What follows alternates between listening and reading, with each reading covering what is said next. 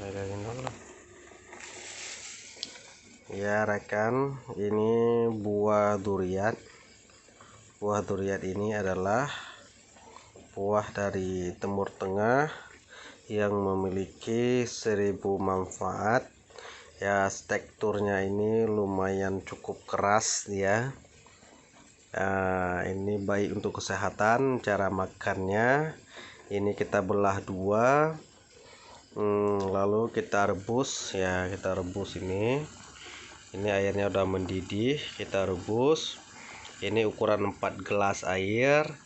Nanti sampai airnya jadi 2 gelas, kita ambil, kita saring, lalu nanti baru kita minum. Ini kita tunggu sekitar 20 menit lagi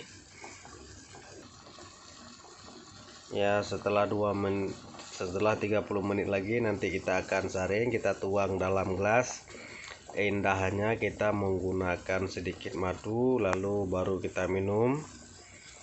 Cocok untuk para wanita dan para pria ya. Inilah rebusan air buah durian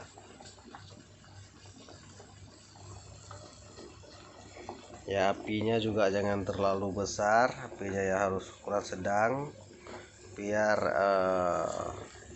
sari buahnya turun ke air itu lebih, intinya lebih keluar ke air.